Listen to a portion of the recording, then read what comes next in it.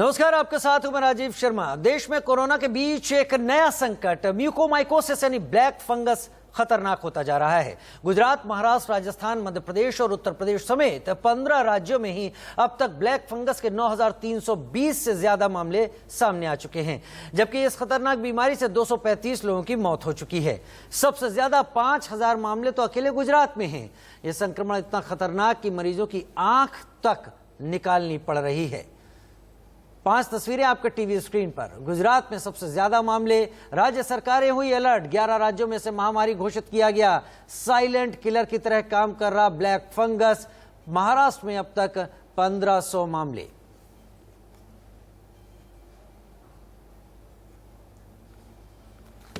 देश में कोरोना मुक्त करने के लिए देश को अलग अलग तरीके से प्रयास किए जा रहे हैं। हरियाणा में कार थ्रू वैक्सीनेशन शुरू कर दिया गया है, तो वहीं मुंबई में डोर टू डोर वैक्सीनेशन को शुरू किया गया। संजीवनी आपके द्वार अभियान के जरिए हर किसी को टीका लगाया जाएगा। तो वहीं दूसरी ओर दुनिया की सबसे ऊंची सड़क से जुड़े हिमाचल के गांव काजाखंड में 100% वैक्सीनेशन कर दिया गया। 6 महीने तक बर्फ में ढके रहने वाले लाहौल स्पीति के इस गांव ने 100% टीकाकरण का लक्ष्य हासिल किया है।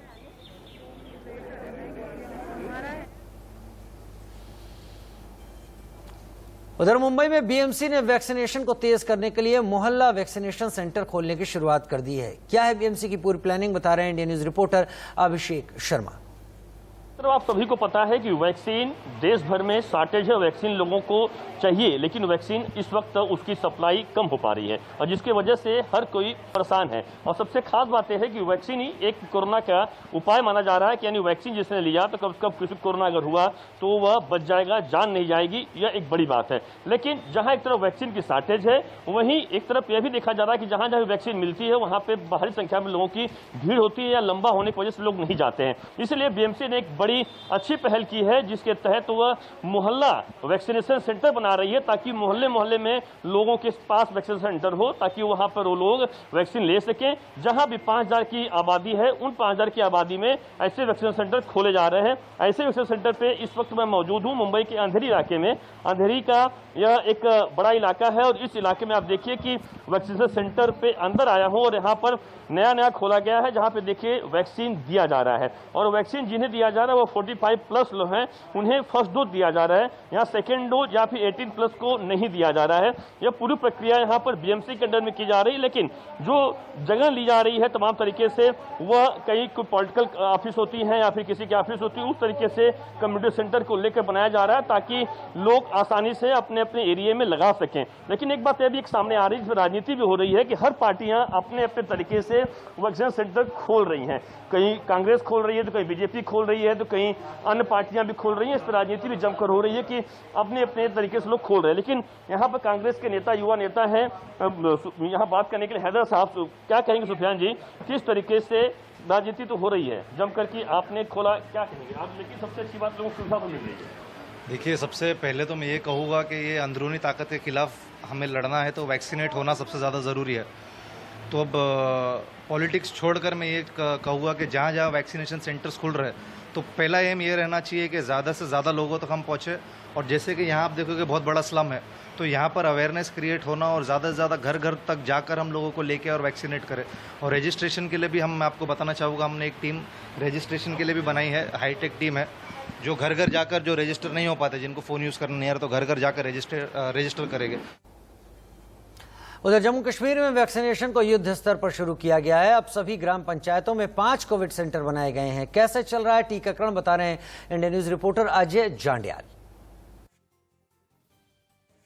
गिरावट आई है, यही वजह है कि अब मध्य प्रदेश सरकार ने प्रदेश के कई जिलों में, देश भर की तरह जम्मू कश्मीर में भी कोरोना के मामले लगातार बढ़ रहे हैं और इसी से निपटने के लिए कोविड केयर सेंटर को अब शहरों से गांव तक पहुंचाया जा रहा है। जी हां, आपको बता दूं कि बढ़ते मामलों के तहत देखते हुए जो जम्मू कश्मीर प्रशासन है, खासतौर पे एलजी जो हैं लेफ्टिनेंट गवर्नर, उन्होंने एक फैसला लिया कि अब गांव में जो है, प्रत्येक गांव में एक कोविड केयर सेंटर बनाया जाएगा और उसी के लिए हम यहां पर पहुंचे हैं।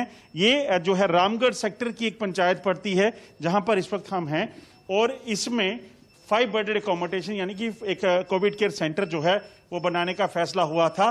अगर आप यहां देखेंगे तो ये जो पंचायत घर है और यहाँ पर आप देखें तो ये जो 5 बेडेड कोविड केयर सेंटर जो है यहाँ पर बना दिया गया है, मगर ये आपको बता दूं कि ये अस्पताल जैसा नहीं होगा, क्योंकि अस्पतालों में बेड्स और उस तरह की चीजें जो है इस वक्त मुहैया करवाना किसी भी के लिए मुमकिन नहीं है। इसीलिए यहाँ पर पंचायत और आम लोगों की सहायता से जो है इन बेड्स का जो है अरेंजमेंट किया गया है। यहाँ पर बिस्तर लगाए गए हैं, ब्लैंकेट्स रखे गए हैं। इसके अलावा यहाँ पर अगर आप देखें तो तमाम दवाइयाँ जो हैं, पानी है, सैनिटाइजर है, साबुन है और सबसे अहम चीज़ जो है ऑक्सीजन जो है वो रखी गई है। आपको बताऊं ये सांबा जिला का एक कोविड केयर सेंटर है और इसी तरह से पूरे जम्मू कश्मीर में इसी रूपरेखा के पर चलते हुए चीज़ें बनाई जा रही हैं। मेरे साथ इस वक्त इस इलाके के बीडीओ हैं, इनसे बात करते हैं। सर ये बताइए कि इस ब्लॉक में, आपके बीडीओ ब्लॉक की बात करें तो कितने आपके एरिया में ये बनाए जाएंगे और ये पहला है मेरे ख्याल में?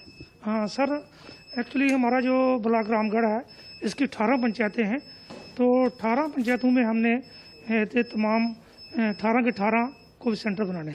सैकड़ों की तादाद में कोविड केयर सेंटर इसी तरह से पूरे गांव में, पंचायतों में बनाए जाएंगे, जिसमें हजारों की संख्या में लोगों को एकोमोडेट करने की जो है क्षमता होगी। आने वाले दिनों में यहाँ पर जो आपको बता दूं ऑक्सीजन कंसंट्रेटर जो हैं वो भी लगाने का फैसला हुआ है, ताकि किसी भी तरीके से जो परेशानियां इस वक्त प्रशासन को आ रही हैं, हेल्थ वर्कर्स को आ रही हैं, उससे निपटा जा सके। अनुज कुमार के साथ Ajay Jandial, India news, Ramgarh sector. और उधर मध्य प्रदेश में कोरोना की रफ्तार कम होने के बाद अनलॉक का भी ऐलान कर दिया गया। 1 जून से क्राइसिस मैनेजमेंट की कमेटियों की सलाह लेने के बाद धीरे धीरे शहरों को अनलॉक किया जाएगा। पूरी रिपोर्ट दे रहे हैं India news reporter Brajesh Jain. Madhya Pradesh में कोविड के केसों में लगातार गिरावट आई है। यही वजह है कि अब मध्य प्रदेश सरकार ने प्रदेश के कई जिलों में अनलॉक की तैयारी भी शुरू कर दी है। हालांकि भोपाल में जनता ने स्वघोषित अनलॉक अभी से ही शुरू कर दिया है और मैं कुछ तस्वीरें आपको दिखाता हूं। आप देख सकते हैं भोपाल के पुराने शहर के एक व्यस्तम चौराहे पर, बस स्टैंड चौराहे पर मैं इस वक्त मौजूद हूं। सैटरडे संडे को पूरे प्रदेश में कंप्लीट लॉकडाउन का ऐलान सरकार ने 1 महीना पहले किया था, जिसका सख्ती से पालन भी कराया जा रहा था। लेकिन आज शनिवार है, इसके बावजूद आप देख सकते हैं भोपाल में जो पुराना भोपाल है वहाँ पर काफ़ी भीड़ भाड़ नज़र आ रही है, काफ़ी राहगीर इधर उधर जाते हुए नज़र आ रहे हैं। हालांकि सरकार ने पहले ही कहा था कि सैटरडे को कंप्लीट लॉकडाउन लगाया जाएगा, लेकिन यहाँ अनलॉक जैसी स्थिति नज़र अभी से आने लगी है, यानी जनता रिलैक्स मोड में आ चुकी है। मुख्यमंत्री शिवराज सिंह चौहान हालांकि पहले ही कह चुके हैं कि अब अनलॉक की तैयारी है और 1 जून से प्रदेश के कई जिलों में अनलॉक शुरू हो जाएगा। आपको बता दें कि लगातार कोरोना के केसेस कम हुए हैं और प्रदेश में 48 ऐसे ज़िले हैं जहां पर कोरोना का केस बहुत कम मिल रहे हैं। भोपाल, इंदौर, जबलपुर और ग्वालियर को छोड़कर कई जिलों में 100 से भी नीचे केसेस मिल रहे हैं प्रतिदिन और यही वजह है कि अब अनलॉक की तैयारी शुरू हो गई है। चिकित्सा शिक्षा मंत्री विश्वास सारंग ने भी बोल दिया है कि साइंटिफिक तरीके से अब हमको अनलॉक की तरफ बढ़ना चाहिए और धीरे धीरे जन जीवन को सामान्य करना चाहिए और यही वजह है कि अब 1 जून से स्थितियां सामान्य हो सकती हैं। कई जिलों में बाजार खोले जा सकते हैं, दूसरी अन्य ज़रूरत की चीज़ों को भी कुछ वक्त के लिए छूट दी जा सकती है। कैमरा पर्सन अरविंद साहू के साथ ब्रजेश जैन, इंडिया न्यूज़, भोपाल। उधर दिल्ली के मुख्यमंत्री अरविंद केजरीवाल ने मुस्तफाबाद में कोरोना वॉरियर को 1 करोड़ का चेक दिया। डॉक्टर अनस की कोरोना के खिलाफ जंग में मौत हो गई थी। पूरी जानकारी India news reporter Sumit Dubey के जरिए। दिल्ली के मुख्यमंत्री अरविंद केजरीवाल ने घोषणा की थी पिछले ही साल के कोरोना काल में जो कोई भी शख्स कोरोना के दौरान सर्विस करते हुए अगर उसकी मौत हो जाएगी तो उसको मुआवजा दिया जाएगा 1 करोड़ रुपए का। इसी के तहत दिल्ली के मुस्तफाबाद इलाके में आज एक कोरोना वॉरियर को 1 करोड़ रुपए का चेक देने के लिए दिल्ली के मुख्यमंत्री अरविंद केजरीवाल यहां पर पहुंचे हैं। ये अब इस वक्त दिल्ली के मुस्तफाबाद में उन डॉक्टर जिनका नाम अनस मुजाहिद था, जिनकी मौत 27 अप्रैल को कोविड-19 की पेंडेमिक, कोविड-19 से संक्रमित होने के बाद हुई, उनको मुआवजा देने के लिए 1 करोड़ रुपए का मुआवजा देने के लिए अरविंद केजरीवाल यहाँ पर पहुंचे हैं। डॉक्टर अनस मुजाहिद 46 साल के थे। दिल्ली के यहाँ मुस्तफाबाद के नज़दीक के ही हॉस्पिटल, जीटीबी हॉस्पिटल, जो कि दिल्ली सरकार के अंतर्गत आता है, वहाँ काम कर मरीजों की सेवा में लगे थे और उसी दौरान उनको कोरोना का संक्रमण हुआ और उसी संक्रमण के चलते उनकी मौत हो गई। उनकी मौत के बाद 27 अप्रैल को उनकी मौत हुई थी और उसके बाद आज अरविंद केजरीवाल यहाँ पर उनके परिवार वालों को 1 करोड़ रुपए का मुआवजा देने के लिए यहाँ पर पहुंचे हैं। कैमरामैन परशुराम के साथ सुमित कुमार दुबे, इंडिया न्यूज, दिल्ली। दिल्ली में कोविड की रफ्तार कम हो गई है, लेकिन वैक्सीनेशन को भी तेज करने की कोशिश हो रही है। वैक्सीनेशन के ताज़ा हालात क्या हैं, बता रहे हैं आदित्य नैयर। कहा जाता है कि अगर वक्त बुरा चल रहा हो तो सारे पहाड़ एक साथ टूटते हैं। अभी तक दिल्ली ऑक्सीजन, बेड्स और टेस्ट की किल्लत से लड़ाई कर रहा था, उसके बाद वैक्सीन की किल्लत से लड़ाई कर रहा था और अब ब्लैक फंगस की दिक्कतों से भी दिल्ली जो है जूझ रहा है। अभी मैं एक वैक्सीनेशन सेंटर के सामने खड़ा हूँ। आप यहाँ पे देख पाएंगे कि एक लंबी लाइन लगी है, लोग वैक्सीन लगवा रहे हैं। ये जो एक सेंट्रल गवर्नमेंट का वैक्सीनेशन सेंटर है, यहाँ पे 45+ की उम्र के लोगों की वैक्सीनेशन जरूर लग रही है। पर ये सब तब हो रहा है जब दिल्ली में 18 साल से ऊपर के वैक्सीन वाले जितने लगाने वाले लोग हैं उनके लिए वैक्सीनेशन दिल्ली में एक तरीके से खत्म हो चुका है। कोवैक्सीन जो है वो तो पूरी तरीके से उनके लिए खत्म था ही। कोविशील्ड की अगर हम बात करें तो कोविशील्ड भी जो है अब दिल्ली सरकार का कहना है कि 1 से 2 दिन के अंदर वो भी पूरी तरीके से अब खत्म हो जाएगा। तो यानी बार बार दिल्ली में जो दिक्कतें हैं वो अब बढ़ती हुई ही देख रही हैं। वैक्सीनेशन की अगर जैसे मैंने आपको बताया कि अगले 2 दिन में वैक्सीनेशन दिल्ली सरकार का कहना यह है कि पूरी तरीके से 18 से 44 के एज कैटेगरी में आने वाले लोगों के लिए वैक्सीनेशन बंद करना पड़ सकता है कुछ दिनों के लिए, क्योंकि इस महीने के एंड तक नए स्टॉक आने की उम्मीदें नहीं है। सरकार का कहना यही कि अगस्त से लेके दिसंबर के बीच में बहुत सारा वैक्सीन का स्टॉक दिल्ली और पूरे देश भर में आ सकता है। पर तब तक के लिए अगर हम इंतजार करते हैं तो हो सकता है कि तीसरा लहर जो है वो दिल्ली में अफेक्ट करने लगे।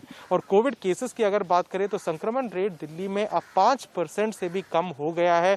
तो अरविंद केजरीवाल अब लेफ्टिनेंट गवर्नर के साथ आज और कल में बैठ के एक मीटिंग करेंगे, जिसमें ये डिस्कस करेंगे कि क्या दिल्ली में हो रहे लॉकडाउन को एक्सटेंड किया जाना चाहिए या नहीं किया जाना चाहिए। और एक सवाल अब लोगों के मन में ये भी उठने लगा है कि अगर 45+ के एज कैटेगरी के लोगों के ज़्यादातर वैक्सीन लग चुका है और उसमें बहुत सारे स्लॉट्स अवेलेबल हैं, तो क्या उन वैक्सीन को अब 18+ या 45 से कम उम्र वाले लोगों को नहीं लगना चाहिए। तो बहुत सारे सवाल अब केंद्र सरकार और दिल्ली सरकार को उठते हुए तो ज़रूर जिनके जवाब अब हम इंडिया न्यूज़ की तरफ से ज़रूर मांगेंगे।